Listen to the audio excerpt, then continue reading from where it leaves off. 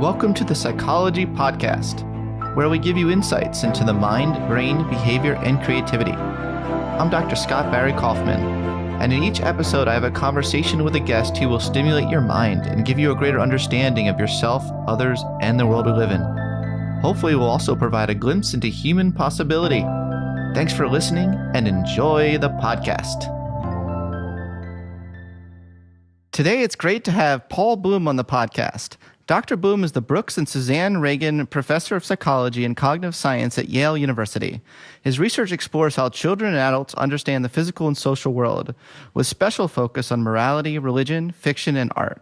He is past president of the Society for Philosophy and Psychology and co-editor of Behavioral and Brain Sciences, one of the major journals in the field. Dr. Bloom is also author or editor of 7 books, including Against Empathy, The Case for Rational Compassion. What a delight to talk to you today, Dr. Bloom. Nice to see you again, Scott. We've known each other for a while, since your Yale days. Yeah, a long time. Attending your lab meetings was one of the highlights of my graduate school career. So I remember it was great having you there. So it's nice to see you again. Thanks. Nice to see you too. Well, we're going to talk about some your classics as well as some of your newer stuff. But before we get there, I wanted to back up a bit, because I don't think a lot of people may know about your graduate research, which I thought was pretty revolutionary as well. The work you did with Steven Pinker and that sort of stuff. Do you mind going back to your graduate school days and talking a little bit about your earliest research in this field? Sure. I was an undergraduate at McGill, and I was lucky enough to connect with John McNamara, one of these chance moments where you connect with a professor who changes your life. And John was very interested in language. And my early work as an undergraduate was on language development and word learning. And so when I went to graduate school at MIT, my advisor was Susan Carey. Mm. And I did work on semantics and on conceptual structure. My dissertation was called something like Semantic Structure and Language Development. And after being in graduate school for 5 years, I think I had one paper that was coming up on that work. So things are very different than they are now. Oh, and yeah. A lot of pressure. A lot more pressure now. Nobody just, I would never, if with the record I had back then, I would never get a job now. But I also did some work with Steven Pinker, and together we wrote a theoretical article called Natural Language and Natural Selection, where we argued that human language is a biological adaptation. It's a Darwinian adaptation. And you might think, a lot of time has passed, and you might think that what an incredibly boring argument to make. Of course, language is complicated and structured, and natural selection is the only game in town for the origin of complex structures. But at the time, it was extremely controversial. On the one hand, you had people like Noam Chomsky, strong nativist at MIT, where I was a student, right. who were very critical of natural selection, still is. On the other hand, you had a lot of people who would argue that there's nothing special about language. There's no such thing as the evolution of language, because language is just a byproduct of what you get when you're smart. You could learn language. So we published this in the journal Behavioral and Brain Sciences, which was a lot of fun. We got dozens of heated commentaries, got to respond to them. And then many years later, this is a journal I now I was going to edit. say, yeah. Did you ever think that you would end up being the editor of that journal? No, I didn't. It's actually a very fun journal to edit. I get to encourage people to submit material on interesting ideas that I see. I get to encourage their submissions. I get to see a lot of stuff before it comes out. Because we're a theoretical journal, we don't have to wrestle with the sort of replication crisis and statistics wars that the rest of the field is involved in. Yeah, it's a real pleasure being involved in that journal. I imagine it's a great journal in the sense that it's high quality articles, but also this debate aspect of it is something you don't often see in other journals. It's like a one shot deal with the other articles, and then people just talk about you behind your back. That's right. You still get talked about behind your back, but you publish in BPS, you have 20 to 30, maybe a bit more people saying bad things about you to your face, and you have to deal with it. And then you get to respond though. Yeah, you have to deal with it. So you have to deal with it. But it's many people find it a very exciting experience. For sure. Well, I mean, just this historically, that time period with Noam Chomsky there and you and Steven Pinker, I mean, that's that's just in the history of psychology, I feel like that was a very historic time period. And that debate about is language, like a module, so to speak, or Yeah. is it, sort of gnomes, more of gnomes view? I mean, that's to this day. I don't think that's debated today. I think it's pretty much well accepted, at least by evolutionary psychologists. It's accepted that there is an evolved function there. But is anyone still arguing that? Well, no, evolutionary didn't have any forces specifically on the structure of language. I think there's a lot of people who would argue that language is better explained in terms of cultural evolution than biological evolution. I see. The thing to keep in mind is, my field of developmental psychology, I think, is at root pretty empiricist. Empiricist in the sense that there's a lot of rejection and skepticism about innate ideas, about hardwiring. And I think deep down, a lot of people in developmental psychology feel a little bit bad that Skinner didn't quite win the day and are always hoping for him to come back. Yeah. And so my own biases, I think informed biases, is that a careful look at psychology suggests a lot is hardwired in an interesting way. But to answer your question, I think there's still a lot of controversy. Okay. Fair enough. Hey, everyone. I'm pleased to announce a new sponsor of the show, Prolific. Prolific is a high-quality research service that helps researchers find participants for their studies on demand. Prolific has a pool of 75,000 active participants in North America and Europe. My colleagues and I have had great experiences using Prolific. In fact, we've used it for the past couple of years in studying our light versus dark triad test. And we found it really easy to select the types of participants we wanted to include, and we were really impressed by how high quality the data turned out to be. It was clear that the participants took our study very seriously, which is also something really great in comparison to some of the alternatives out there, such as Amazon's Mechanical Turk. Actually, there's quite a few reasons why Prolific is better than the alternatives. For one, Prolific is the only platform that lets you collect samples that are nationally representative of the US or UK at the click of a button. This is a real game changer because it makes representative sampling more accessible to research labs around the world, and also because it makes psychology research more generalizable. Also, Prolific distributes studies evenly across participants, so there's less of a problem with professional survey takers. They even monitor their data, and any feedback that they get from researchers and participants, they take seriously, and they do this to make sure that they catch any bad actors. I also really like that their survey takers are regular citizens, and you can quickly recruit a wide range of demographics, such as Democrats and Republicans, African Americans, young people, old people, students, etc., all on demand. Third, Prolific makes it really easy to run longitudinal or follow-up studies. It's typically very difficult to run a study that tracks participants over time, but since the Prolific participants are so diligent, they have a really low attrition rate. In fact, on average, 86% of the Prolific participants take part in follow-up studies. That's really quite awesome. So all in all, it's very clear that the good folks at Prolific care hugely about data quality. And I'm excited to announce that we have a great deal today just for listeners of the Psychology Podcast. You can get $50 in free Prolific credit by going to www.prolific.co/The Psychology Podcast. So go to that website to redeem $50 off. Only the first 100 researchers will get this freebie, and there are no strings attached, other than setting up a 15-minute demo call with them so they can explain how the platform works. Again, for $50 in free Prolific credit, go to www.prolific.co/The Psychology Podcast. That's www.prolific.co/The Psychology Podcast. Okay, now back to the show. So with this discussion of what's hardwired please explain to an audience that might not be familiar with the phrase, like what you mean by hardwired, because I think sometimes there's misunderstandings about what that means. I think Steven Pinker has done a great job in some of his writings trying to make it very clear, what that doesn't mean that so in fact, it means it requires environmental input. You know what I mean? Like people think like hardwired means like, oh, it doesn't require, any input. It's just going to, automatically express itself. And if you could please dispel some of that misconception, that'd be great. Everyone who's thought about innate ideas and hardwiring and nativism has always been clear on exactly the point you're making, which is typically these things need some environmental input to grow. Color vision is a great example of something that's built in. No, not even the most ardent empiricists would say, oh, we just learn to see in color just the same way we learn to play baseball or we learn to do crossword puzzles. Color vision is part of what our species has evolved to do. Same with growing arms and legs. But at the same time, unless you have the proper input, visual input in the case of color vision, food in the case of arms and legs, the growth won't happen, or if it does happen, it'll be stunted, and so on. So one way to think about what it means for something to be innate or hardwired is just that it's not learned. It's not acquired through observation, generalization, induction. Rather, it grows.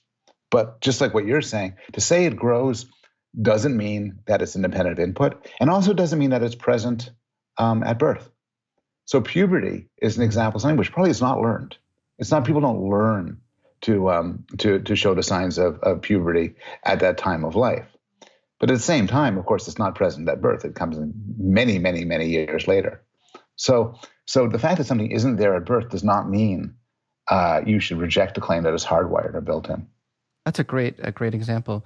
I've always been a big fan of Rochelle Gelman's research, and she talks about it as in terms of skeletons. We have these built-in skeleton structures that environment kind of where our attention, that focuses our attention on what to pay attention to in the world. I mean, if people really thought about it, we wouldn't want nothing to be innate. That would be a mess. Isn't there a quote about the big booming confusion, that William James, is a William James quote, right? Yeah. I mean, thank God, listen to me, thank the evolutionary process. Oh God, whatever. Nicely put. No, that was unintentional, and then I was like, oh my God, that was kind of funny. But, but thank whoever I'm thanking for that process, even it's random, variation selection, that we have some inbuilt input, or else it would take ADD to another level. Yeah. I think you're right. I think you're right in both ways. First thing, one way to think about this is sort of a blueprint, or I think Gary Marcus talks about a first draft, a certain fundamental starting point. But you could also get this through this another way. So there's a lot of interest, as you know, in computational models of learning, in Bayesian models, in neural network models there used to be. And one of the discoveries that rediscoveries that always comes up is, unless these things are preset to certain parameters, they don't learn. A purely unbiased learner is a fiction and couldn't get off the ground. So true. You need something constraining its learning. And that's another way of making sense of innate ideas and innate categories. Oh, wow. This might be a total tangent, but I've been kind of diving into the intense debates in the machine learning literature about bias and the necessity of bias in the system in order for machine. And it's really controversial, because there are some topics, some things, that the machine learning might be good at, but do we really want to predict certain things? And I won't get into that. I won't mention some examples, but it can get really controversial quickly. But it's tricky because the field has to learn how to balance morality with bias, and has to make some decisions on exactly what thresholds and cutoffs, what they're willing, how much bias they're willing to allow into a system, because there seems to be an accuracy bias trade-off. Anyway, it's really complex, and I'm not doing it. I'm not doing the whole debate justice, but you just made me think of some of that. Yeah. I mean, one thing to think about here is that bias is an ambiguous word, so it has two sorts of meanings that are very important to keep separate.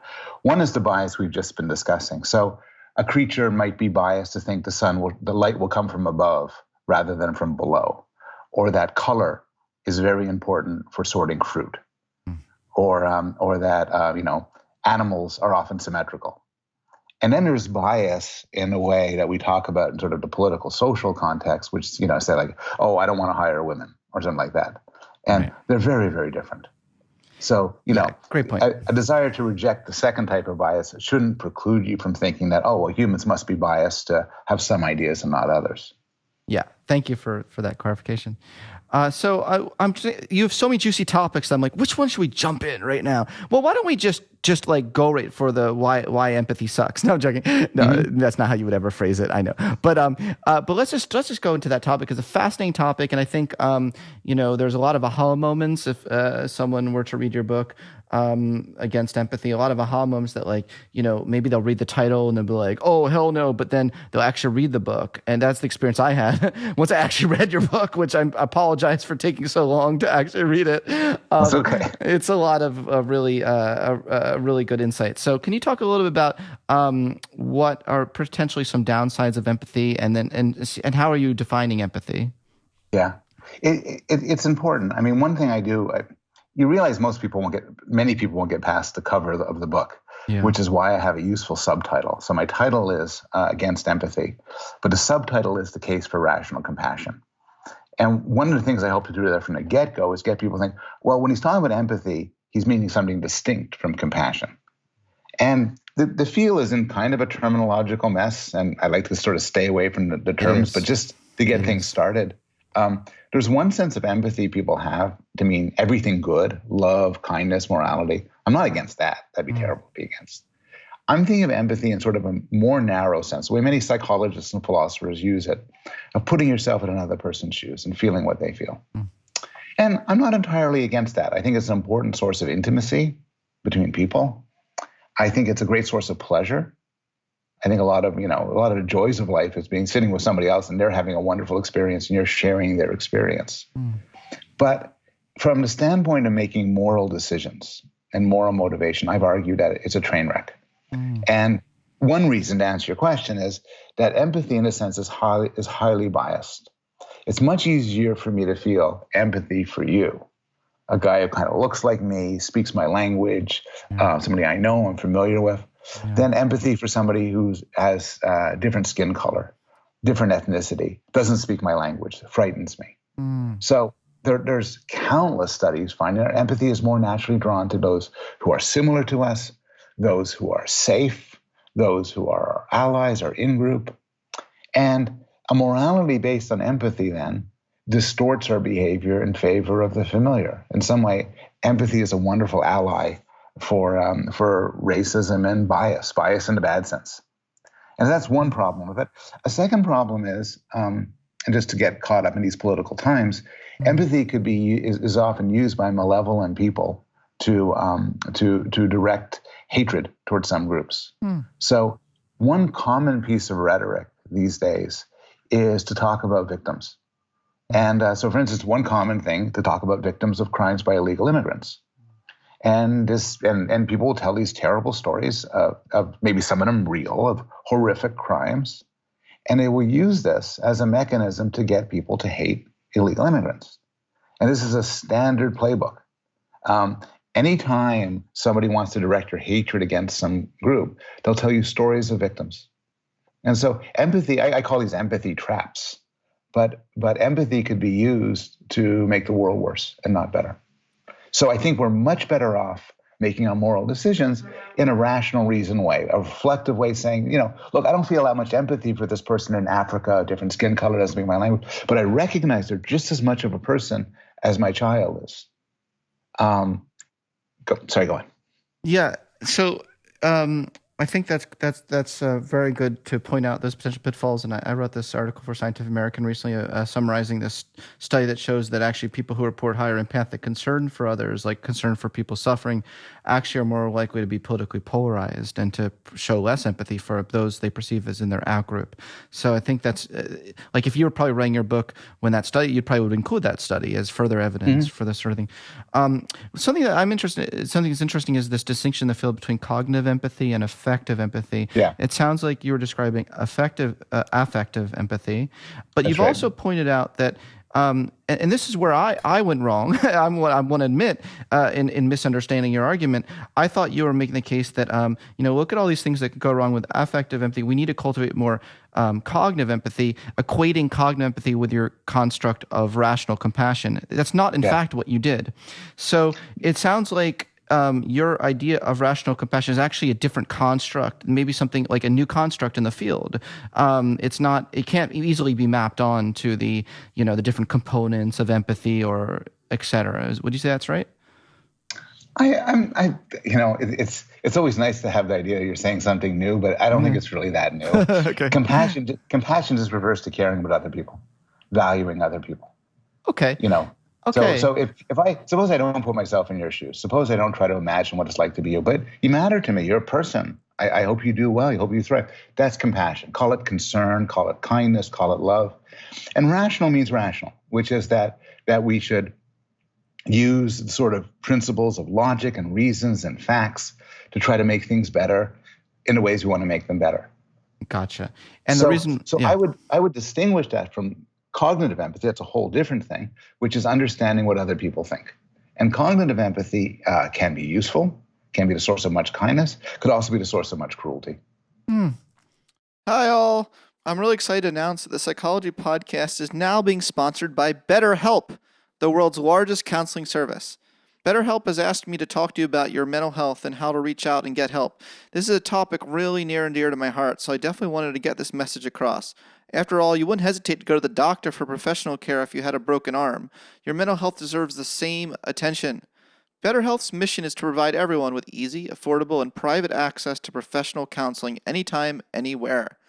BetterHelp will assess your needs and match you with your own counselor from their network of licensed, accredited, and board-certified therapists. It's really great because you can start communicating in just under 24 hours. It's not a crisis line, and it's not self-help. It is professional counseling done securely online. What's really cool is that there's a broad range of expertise in BetterHelp's counselor network, which may not be locally available in many areas. Personally, I love it. I've started seeing a counselor at BetterHelp who has helped me with my intimacy issues, and I just love how non-judgmental and professional the counselor is. Some other cool things about BetterHelp is that you're not limited to the 9 to 5 of traditional therapy, and you can log into your account anytime to send a message to your counselor. You can even schedule weekly video or phone sessions and get timely and thoughtful responses from your own personal counselor. You'll never have to sit in an uncomfortable waiting room ever again. It's clear that BetterHelp is committed to facilitating great therapeutic matches as they make it easy and free to change counselors if ever needed. Also, BetterHelp is more affordable than traditional offline counseling and financial aid is available. So, look, you can get started today. Listeners of the Psychology Podcast get 10% off their first month by going to BetterHelp.com/psych podcast. Again, you can get started right away and enjoy 10% off your first month of high-quality therapy by going to BetterHelp.com/psych podcast. That's BetterHelp.com/psych podcast. Okay, now back to the show. Yeah, a lot of psychopaths are very good at cognitive empathy. They can really get in the mind of their victims. That's right. But they don't have very good affective empathy. That's right. But maybe that's not true. So about the affective empathy part, something I was, because you made a point about how people who are cruel can use empathy in the service of being cruel. And do you think they still feel do you think how long did I go without mentioning Hitler? But do you think Hitler could right? That's been only 15 minutes. But is that possible that he did have some feelings in his life? I mean, he's still am I allowed to say he was still human? I don't know if I'm even allowed to say that, but he was obviously a horrible human being. But do you think he still had these moments of for his people that he loved or people that he saw as in his in-group? Do you think he had feelings of empathy that would be pretty much indistinguishable from our me and you feelings of empathy? Yeah, of course. Yeah. Of course. I mean, people think of these monsters, and I think it's very convenient for us to see individuals like Hitler and say, "Oh, what a monster," or Stalin, or everything like that. Now, in one sense, they're a monster in that they did great evil, but basically they're human, and most likely their evil is motivated by the same things that motivate your evil and my evil, just taken to a different extreme. So. The high-ranking Nazis and had families, they had children they loved. They had Hitler was apparently a vegetarian because he cared about the fates of animals. There's nothing inconsistent with that. So interesting. I hope we don't get in trouble for saying any of that. Let me give a flip side. Okay. Obama, who's a president I much love and much respect, agreed to have drone attacks, which killed many innocent people, wedding parties and children and so on. No doubt there's a podcast going on the other side of the world, one person asking another person, Is Obama a pure monster who loves killing? Yeah. Or does he have some kindness towards others who are around him? And the answer is Obama is, as best I know, a family man, a good friend, a really, really nice guy who, because of what he believes, killed people. And now Obama's not Hitler. I think Obama was perhaps be right in his drone attacks, and there's no defending Hitler. But the psychologies are the same. People could be really kind to those who are close to them and either savage or indifferent to those far away. That's the human condition. So such an interesting example. It really is thought-provoking, and it makes me think of Roy Baumeister's book, Evil. I don't know if you've ever had a chance of reading that. One of my favorite books. I think it's really underrated. And just really showing studies that have been conducted on how we all think we're victims, and we think we're the ones that, we can't think that, maybe we actually transgressed too somewhat in this situation. Yep. So it's I agree. It's a wonderful book. One of Roy's studies in the book, if I remember, you could correct me if I got this wrong, is he asked people to remember a time when somebody did something terrible to them. And people say, oh my God, it was unprovoked, it was vicious, it was cruel, the person got this sadistic satisfaction from it. And then he asked people, well, what about a time you did something cruel to somebody? And people say, well, I did that, but I had no choice, I regretted it, I didn't mean for it, I wasn't. That's right. And we see things so differently. No, I think Roy's one of our best commentators on human nature around. Me too. And I think underrated in terms of a lot of his books he's written. I'm looking at my bookshelf right now because there was a book I was reading the other day that I was like, how come no one's read this book? It's on Escape from the Self.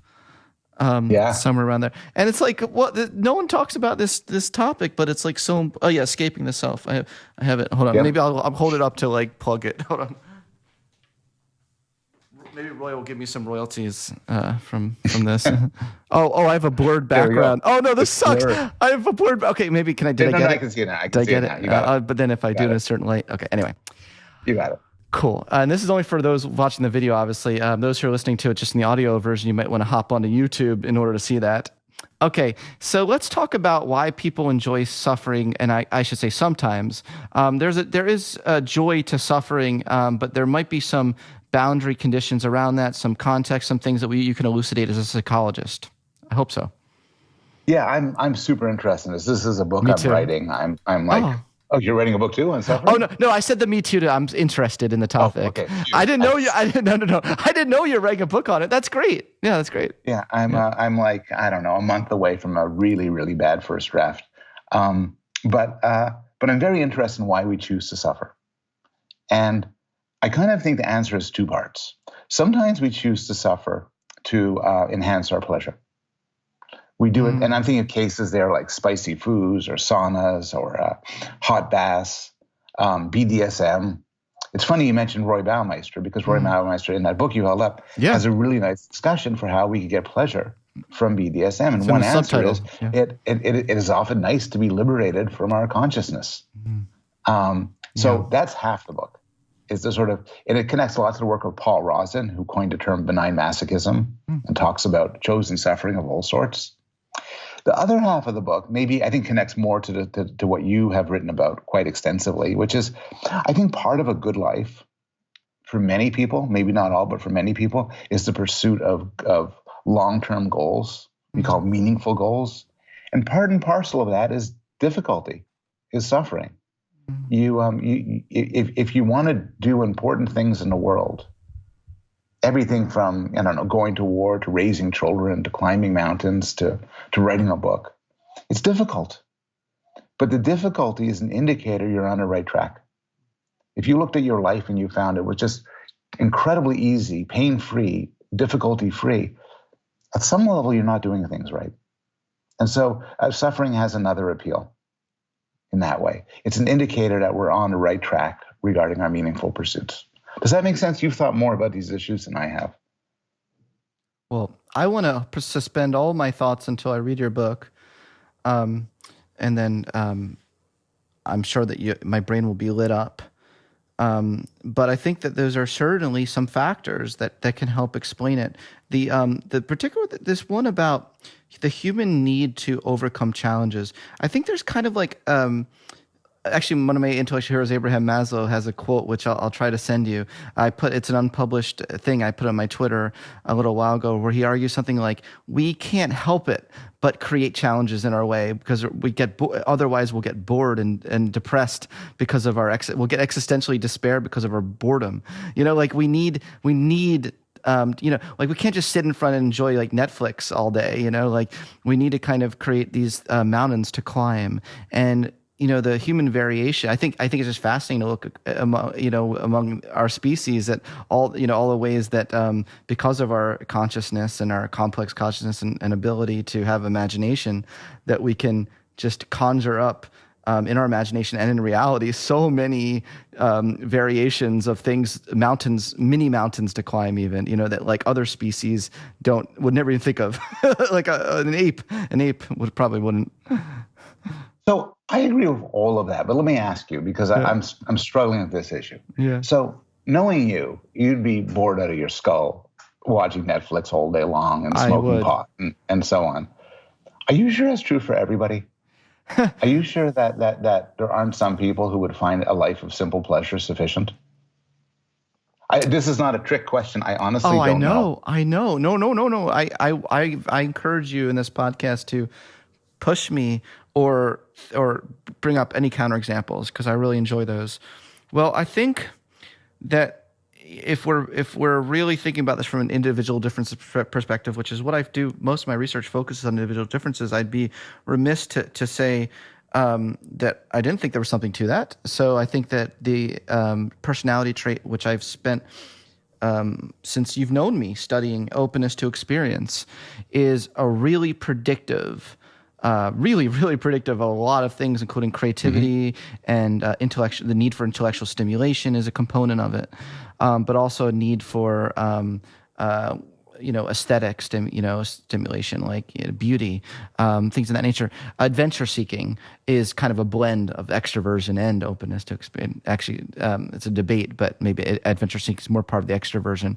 But I think that those traits would moderate the strength of this. So I made this kind of like general statement about humans. And I think it holds in terms of like human nature, but I think there are extremes of like extreme low levels of those traits where I think people would probably be very content, maybe like just sitting there all day, like they don't have a driving force to to do that. But I think maybe on average amongst human nature, there seems to be this like drive for explore, as I call it, the drive for exploration, which I think as I make a case in this new book I have coming out in April. I sent you a PDF of it in an email. Congratulations. Thank you. That's great. Did you get the email?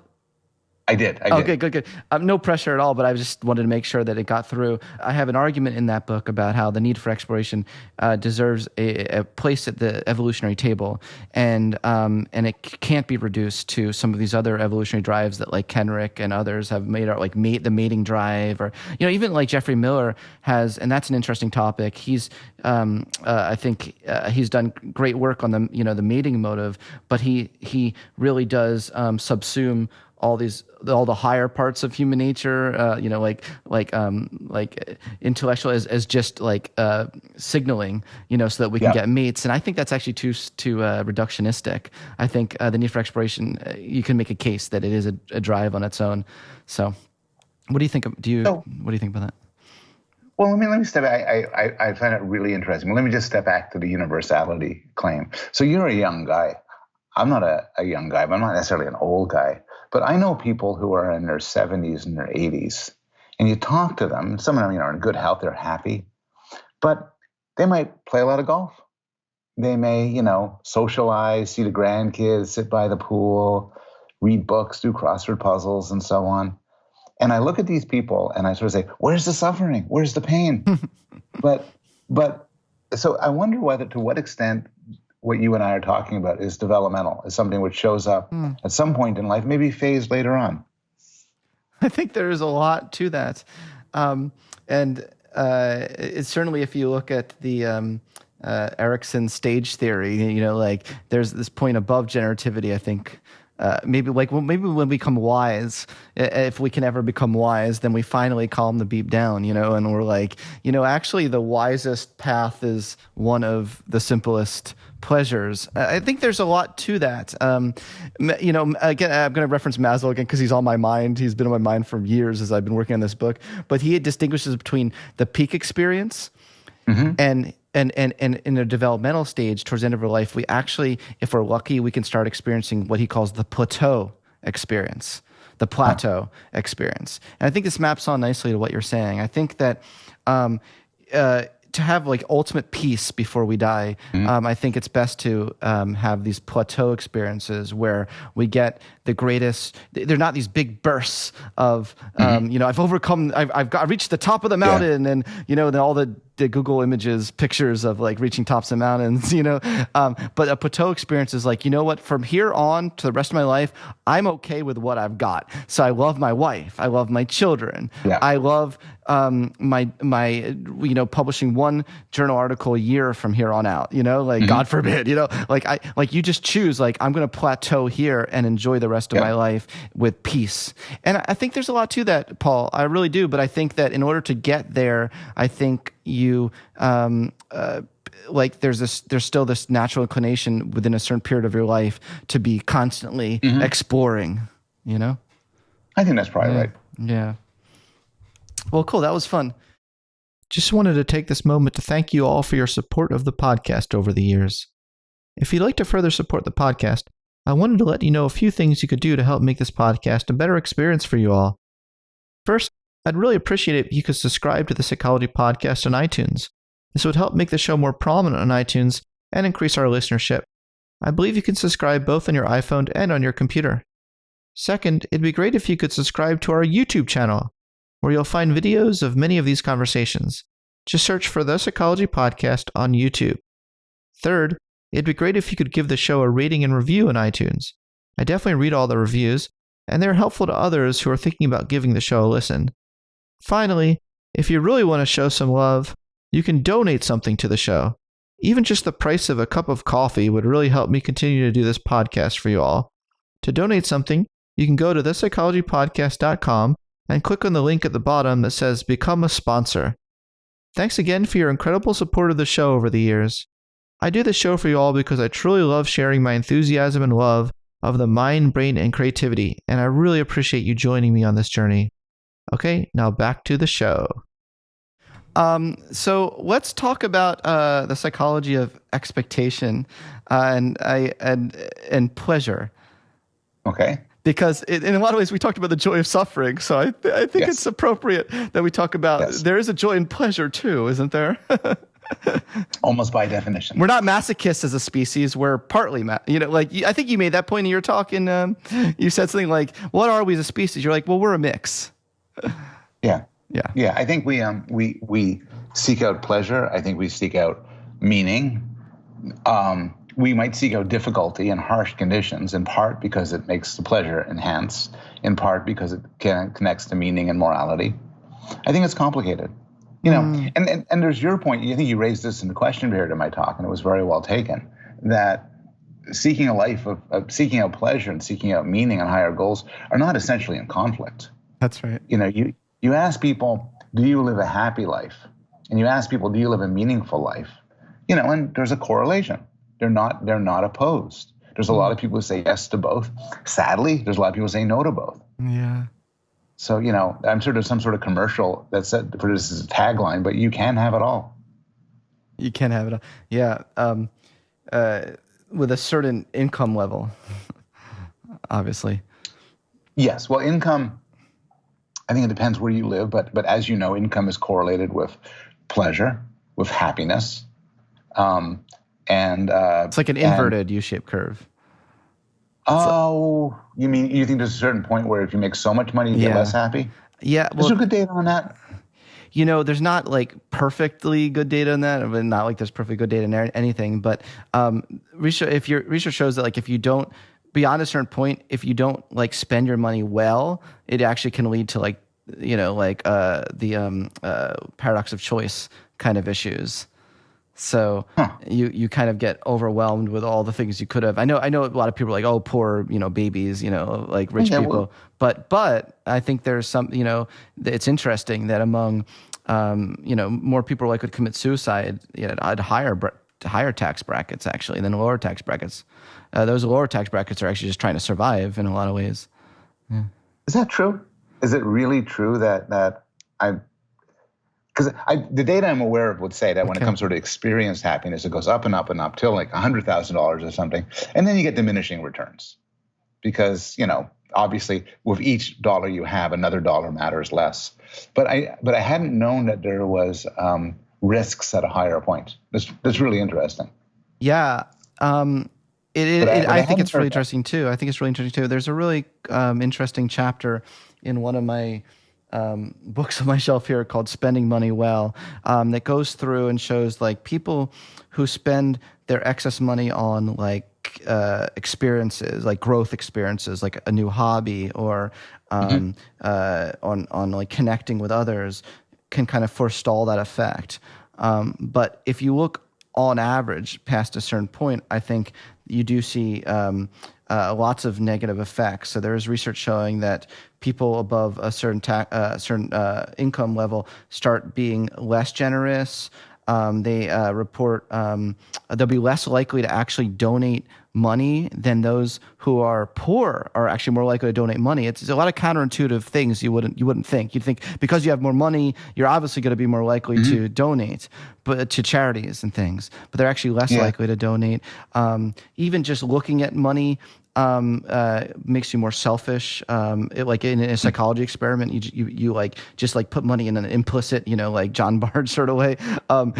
People are more likely to all of a sudden be more selfish. So it's like a life well lived and a life of meaning seems to be one where you expand outside yourself. So therefore, to the extent to which more money is detracting from that, it seems like it can get in the way of happiness. If that makes sense. I guess. It just seems if we were to take your advice, suppose I'm making, I don't know, $250,000 a year, and then I suddenly am offered to be making $500,000 a year. Should I say no? I always love your questions, Paul. I feel like I'm back in grad school again. This is like so exciting. Yeah, I loved it. You always did this. So look, I wouldn't say no, but I also worry sometimes that like there's like different selves we all have. There's the self that would say yes immediately. I'm not convinced that's your best self. Like is that your best self saying, yes, I want that? That's sort of like the greedy self in a way, isn't it? I mean, what's going into your calculation there? Why you would say yes? Well, money could do so much good. Well, it could do good. Is that why you would do it though? Because you'd be like, it could provide security and freedom from worry. Okay. It can buy cool stuff. It can help out friends. It can be given to charity. I mean, in some way, sort of an economic perspective, $500,000 strictly dominates $250,000, because if you don't want the $500,000, just take a quarter, take half of that, and send it off to Oxfam, and there you got it off your shoulders. You can't do it the other way around. That's true. But I suspect that most people, when given that choice, their immediate thought isn't, oh, all that extra money means I'm going to be able to have more nonprofit organizations. I think there is maybe this human. I mean, I wouldn't say most people would probably. I don't know. Am I being really cynical of human nature right now? I just think I've heard this before. I've heard there's a friend of both of ours, Laurie Santos. She had a podcast, and we went over some similar issues. And people are talking about the risks of having too much money. Yeah. What did she say? So much. Well, she had on her show, she had a psychiatrist who works with rich people, and he said, "Oh my God, there's so much problems with money. There's so much problems winning a lottery." Yeah. And there's a lot of anecdotes. You could see how that could work. Yeah. I'm just not honestly sure if it's true. I'd really be very interested if it's true. So I'm actually very surprised if it turned out that people who are very wealthy commit suicide more than the very poor. It just seems, I mean, anything's possible, but it seems like the very poor have far more life stressors. I mean, if it were true, it would also lead to some odd policy decisions. Like, would you want to say, hey, we're getting so obsessed with healthcare for the poor and improving the lives of the poor, but we shouldn't be. They're better off. Well, If they're happier, why would you want to get and mess up their lives? well, If they're happier than rich, we I should mean, put our interventions to helping the rich. well, no, yeah, I don't know if that necessarily follows, but I think that it is really tricky territory if we really want to take the data and think about the implications. Because I do like doing that too. I like saying, well, if this is true, what are the implications? Opposed to like, let's not even talk about this truth, like, and let's just talk about implications that will make everyone sound good, feel good. So I think that there are some really thorny implications of some of this research. I think that. It's really tricky because there are, I think, higher levels of mental health issues among those who are like reaching this point of life where maybe they have everything, and I wonder how that relates to what we were talking about earlier with like the boredom and like the need to constantly have challenges and to have things to overcome.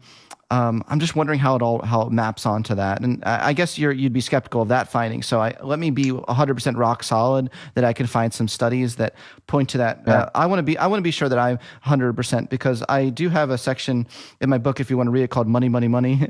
That's the title of it, and I review in that section. So you could, after we're done this chat, you can just go Control F, Money, Money, Money, where I do. Talk about some of the studies that I've come across showing how it can make more money can make us more selfish and lead us to make decisions that are actually against well-being. See, the thing is, we know the things that are most correlated with happiness are the really simplest things, like connection and having like even like religion, and we should talk about religion as a bond, as the function of religion. I mean, some of these things, like you can go to a church, and thankfully, I don't think you have to pay a lot of money to be in the church, but it can be one of the most meaningful, things that you do in your life, right? So it's interesting to think about the real implications of this. Yeah. So I agree with everything you're saying about what really matters. It's just the thing is, with more money, you get more of what really matters. If you have a demeaning job that keeps you busy every day, you're not liberated to spend time with your kids. If you can't afford travel, you can't visit those you love.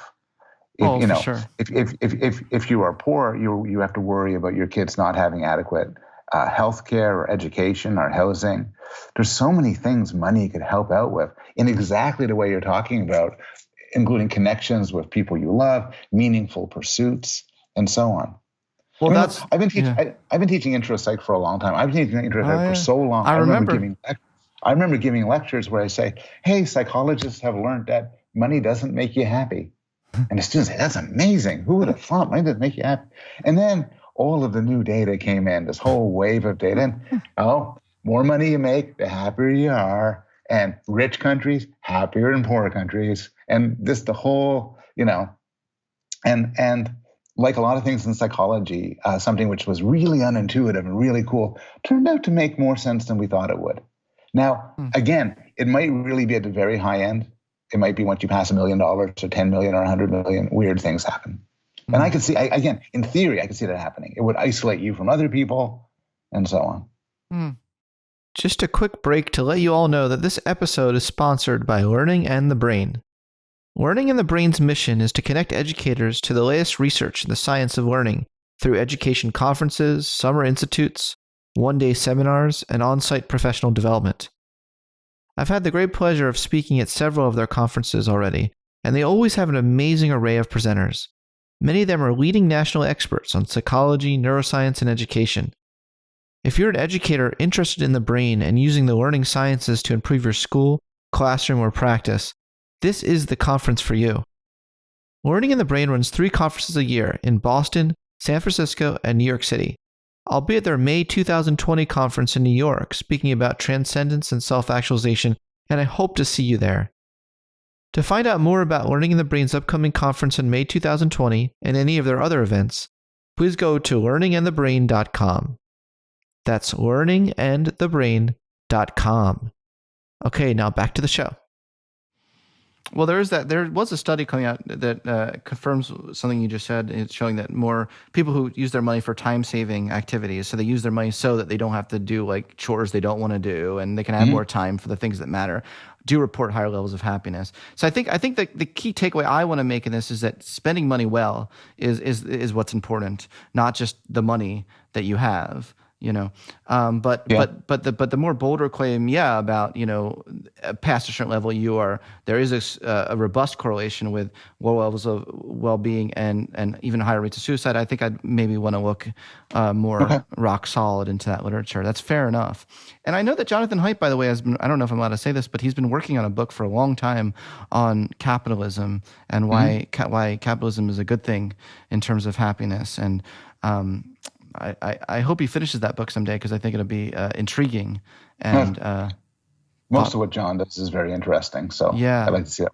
Yeah, I think it'd be really thought provoking. So I hope I know he's been working on that a while, and then he discovered this research and stuff on on coddling of the American mind. He put everything else on hold, I think, to do that. Yeah. Okay, so this pleasure, the expectation of pleasure. I mean, something that I thought was really interesting in reading your book is just how much, whether or not we actually enjoy something, really does depend so much on whether we think we will enjoy it. Yeah. And it does kind of blow your mind when you think about that, and it does relate to, I think, addictions as well, and how we know addiction works in the brain, and as this kind of learning mechanism, and even to the point when we don't actually enjoy it anymore, as long as our brain thinks we're going to enjoy the cocaine, even though we don't want to do it. There's one side of ourselves, we're like, we don't want to do it anymore. We're not getting the effects anymore. There's this other side that remembers that we once enjoyed it.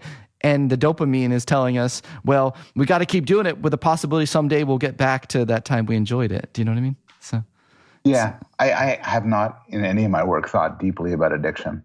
I mean, one very crude way of thinking about it is, it's one way to make sense of addiction at a very crude level is a way that Frankfurt talks about in terms of first order desires and second order desires. Mm-hmm. So, I like coffee. I drink coffee. But I also don't mind that I drink coffee. I'm perfectly happy with it. Mm. Maybe a hallmark of an addiction is you might want it, but you don't want it. I might smoke, but I really wish I didn't smoke. We took all sorts of treatments. I take drugs. I see somebody because I don't want that desire. And that's one way to distinguish addiction from other things. But a second way is what you're talking about, and it's kind of grounded in neuroscience accounts involving different appetitive mechanisms in the brain. And you're right, apparently one of the hallmarks of addiction is they provide you some relief, but they don't provide you pleasure. Yes. So someone who is addicted to cigarettes doesn't really enjoy smoking a cigarette, but it takes away the pain of not having it. That's right. There's kind of like these things we do in our lives because we want to relieve, as opposed to things we do because we want it to grow. Maslow called them deprivation needs versus growth needs. But there are things that we do from a sense of deprivation, and it's almost like we feel a compulsion to do it, so that we can get rid of this feeling we have of this compulsion to do it. Versus that's right. That's a good way to characterize addiction in part. Yeah. So I was just trying to link that to your discussion of expectation, because I just like to link things on my podcast that see if they go together at all. But it seemed like reading your book on pleasure, how pleasure works, this idea of just how much our expectation can influence things we enjoy. It can also influence things that we no longer enjoy, and that just made me think of that. Yeah. Does that make sense? The main theme of my book, different things I pursue, but main theme is that what you think of something influences the pleasure you get from it. So if you think you're drinking the best wine in the world, it'll taste better to you than otherwise. If you think you're looking down the street and it's the love of your life approaching, as opposed to someone who just looks like that person, it'll affect you differently, and so on. And so just for everything, for sex, for food, for literature, for film, what you think you're experiencing really matters for how you experience it. It's so true. It's like you can't get more true than that. And how does that relate to judgments of the value of art? Like, because we're told, I'll go into an art museum. Let's say I go before people tell me, oh, I should find this one's worth $4 billion. That one's 7 million. Now, let's say I go in and I don't know any of that information. I'm like, that's a sucky paint. But then but let's say I go in and I am given all that information. Isn't that going to fundamentally alter my perception of what I'm seeing and the value that I give to it, and maybe even the enjoyment I get from it? I don't know. It will matter, the story you hear behind the creation of something. But I'm not an art skeptic. I'm not sure if it's a bad thing. Let me give you another analogy. There's a movie I want to see called Knives Out, and I just heard a commentary. It's a comedy, and apparently has a lot of references to Agatha Christie movies and stories and Hitchcock movies and so on. Now, suppose you've never heard of Agatha Christie or Hitchcock. You go see the movie, you'll have a very different experience than someone who's more knowledgeable. Is it a better experience because it's more naive? No, I think sometimes the knowledge of something, the knowledge of, in the case of visual art, what a Kandinsky is, what Picasso was up to, who Duchamp was commenting on, really can actually enhance pleasure. So when I say, sometimes people hear me say that our beliefs about something influence the pleasure we take from it and think, well, we're just so dumb. But it's not necessarily the case. It could be our beliefs influence us, and it's a good thing because maybe we're better informed. Certainly a wine expert. I am not a wine expert, but I am willing to believe a wine expert could taste things I cannot because of their expertise. So why not an art expert too? Absolutely. That's a really good point. And they might get some enjoyment out of life that we'll never know what that's like. It's also kind of sad. That's right. That's right. It's only sad, if we each have at our disposal all sorts of tools to get better and better at learning things. That's true. You want to learn about movies, just watch a lot of movies, study movies, and so on. You want to, some of this could just be had on your laptop. You don't even need all that money to get access to the pleasure. Fair enough. So you wrote an article, you co-authored an article called Art and Authenticity, the Importance of Origins and Judgments of Value. Does that study and those findings relate at all to this idea that people won't even touch some, if you say this shirt was made by a serial killer, people, what is it? People won't touch it or won't want to, or if you say this food was, I forgot, you mentioned an example of this in our lab meeting. So I'm trying to go in my memory from 15 years ago. So please forgive me, but I feel like you said something. So that work was actually Paul Rosen and Carol Nemiroff have done some nice stuff on sort of social contamination. So if you knew a sweater was worn by, I don't know, Jeffrey Dahmer, a serial killer, you might be unwilling to put it on. It would have bad associations.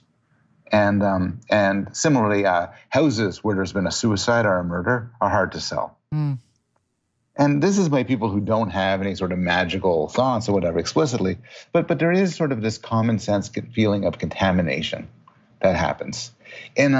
In my work I did, and some of this work was with George Newman and some was Gil Diesendruck, I looked at positive contamination. So imagine a sweater that was worn by George Clooney.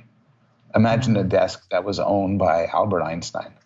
I'd love a desk owned by Albert Einstein. I'd pay extra for it, even if I couldn't brag about it. Just the idea, this is Albert Einstein's freaking desk when I'm working. It would be worth a lot. So we have both positive and negative contamination influencing our thoughts on things. Yeah, it so relates to the expectations we were just talking about. Yeah, that's right. Oh, so right. All the stuff is related. I mean, everything we talked about today is related to some. Well, these are great topics. These are fascinating topics. So much fun. So I did say I wanted to circle back to religion. So I was going to ask you: would Tarzan believe in God? So this is the title of a paper I wrote with Coney Banerjee, and it was a clever thing she thought of, a clever way of framing the question: how much of religion is innate? So you take it, so plainly, just about most people in the world have some religious knowledge and religious background because we live in a religious world. But how much of that's human nature? And so one thought experiment is you take a bunch of kids, put them on an island, somehow give them food and water, and see whether they create gods. Will they naturally do that? And our answer is no. Our answer is Kids might develop some sort of superstitious beliefs. They may believe in some deities. But surprisingly, if they have any belief, it will be polytheistic, not monotheistic. So you look at the history of religion. Religion starts off with many gods. The idea of a single God, what Ara, Nor, and Zion call a big God, is a relatively recent invention or discovery, you could say. So to the extent we have a natural default for religion, it's for polytheism. Well, that's very interesting. Well, what do you see as some of the other sort of evolved mechanisms that religion or modern religion plays on, that why religion is so pervasive and so popular? Yeah. Well, I think in some of my work, I argued that modern religion often speaks to a common sense distinction between body and soul. You know, neuroscientists will tell you that you're a physical thing, you are your brain, but we don't feel that way. And so I feel like, Speak for yourself. You do feel like you are your brain? No, I was going to say when neuroscientists say that I would say speak for yourself. Yeah. Oh, I see. You're skeptical. I'm just joking. So common sense says, I could leave my body in a dream, float around, exchange body. That's common stuff in fiction. Religions talk about this. Religions often have a notion of karma or karmic balance, some sort of justice where people get what they deserve. Religions often have creationist ideas, which is a very natural way to think about the origin of complicated things. There's a lot of developmental work suggesting that kids probably quite naturally, when they see something that's complicated, say, well, something a person must have made it. The argument for design comes very naturally. And so these ideas end up coalescing and form the sort of cognitive basis, the factual basis of the world's religions. Then, of course, there's much else beside. There's moral systems, there's rituals, there's community. But I do think these biases sort of form the basis for universal religious beliefs. So on page 198 of my new book, I quote you from your article, Religion is Natural, in 2007. I say, many people, perhaps most people, see religion or spirituality as central to their lives. Any complete theory of human nature has to make sense of this. And I think that this is still a uncharted territory in psychology. My colleagues and I are trying, particularly like David Yaden, who's a grad student at University of Pennsylvania, really doing great work on this. But we've been trying to really understand like the awe experience, and it's something that's so tied to religion, but it need not be. I mean, these things we can take them out of those contexts, and those experiences are still meaningful to us. Even if they're not associated with a specific deity. What is it, deity? So anyway, I thought that was a really cool paper, Religion is Natural. And I really do agree that any complete theory of human nature does have to make sense to this. And science has really, the science of transcendent experiences is an underdeveloped field. So. Well, though there are two things. You could say religion is extremely important.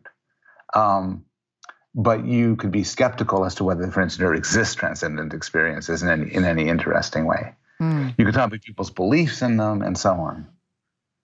There's sort of a slippage there between, certainly people have certain experiences and they call them transcendent experiences. But sometimes I think people go further and talk about them in terms of being in some way actually transcendent. Oh, that's interesting. Well, that's just a term that's used in the psychological literature now. Fair enough. Transcendent experience. But I see what you're saying. There are humans, individuals who use that phrase, making a claim about where the experience is coming from, like the source of it. I don't think the psychologists are making that claim. Fair enough. Fair enough. Yeah. Okay, so sort of last question I have for you, Tate, because this has been so wide ranging. I think we covered so much, and I want you to not be tired. I want you to leave on a great note. Last question. You wrote this book, Just Babies. What a great title, first of all. Oh my gosh, like Just Babies and I mean, like you think of how cool is that title? I'm glad you like it, Scott. Yeah. I tell you, 99% of people in the world didn't get it. Are you serious? I actually Amazon reviews saying the book says Just Babies, but there's parts of it that aren't about babies. So 1 star. Oh my God. But anyway, I'm glad you liked it. Yes, I can't even. Words was very important to me. Yes. It's so good. So the origins of good and evil. Now, we have touched on so much of this throughout this whole thing, but I thought it'd be kind of cool, just a last topic, just let's go down from a developmental perspective. Are babies, do they tend to be like having the precursors to a morality there? Like, do you see, what do you see at the youngest ages that kind of, to answer this age-old question, are we fundamentally good or evil? Yeah, I what's interesting is you asked two questions, which I think are different. I know. So I think you do find signs of morality early on. You have a sensitivity to good behavior and bad behavior.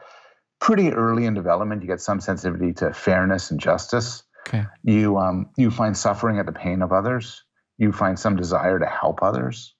So, and I think we're social creatures, and the social and the moral tend to blend together early on. So you have I don't know what word you used earlier on, but a blueprint, a first draft of morality. Skeleton, yeah. And a skeleton, exactly, in the kid. As for whether we're good or evil, though, I think the answer is both.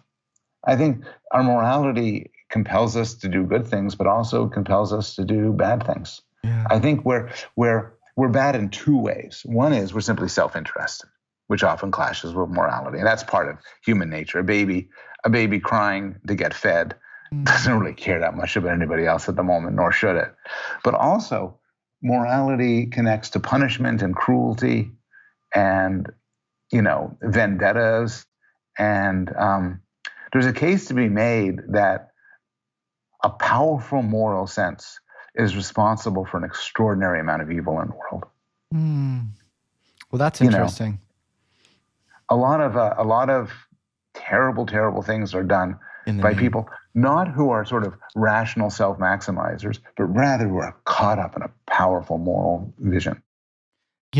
What a great point. And I think a really understudied topic in psychology is moral righteousness, that a particular kind of expression of one's morality, moral righteousness, which seems to be something different than just having a moral system or a code of ethics. The question is, what do you do with the code of ethics? How do you feel about your code of ethics in relation to other code of ethics? I mean, there's so many interesting questions. There was this paper that was interesting about moral grandstanding, philosophers, and then psychologists tried to operationalize it. And I think it got really close to this notion of moral righteousness, but I think it's still an underdeveloped field for sure. Yeah.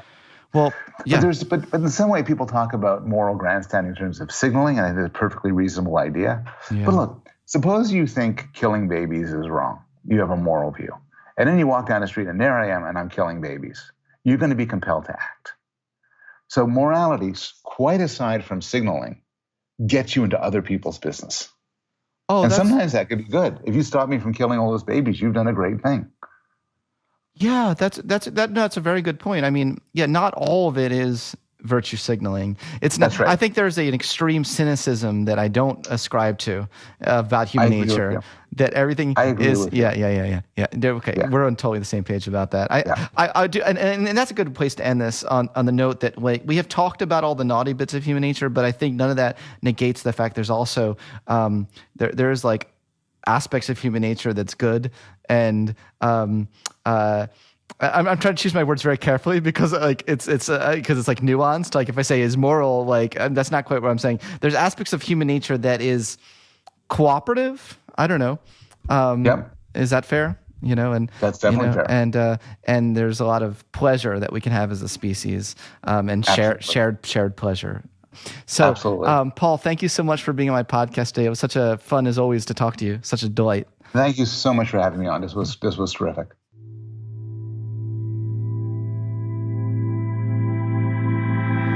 Thanks for listening to this episode of the Psychology Podcast. If you'd like to react in some way to something you heard, I encourage you to join in the discussion below. Also, please add a rating and review of the podcast on iTunes, and subscribe to the Psychology Podcast YouTube channel, as we're really trying to increase our viewership on YouTube. Thanks for being such a great supporter of this podcast, and be sure to tune in next time for more on the mind, brain, behavior, and creativity.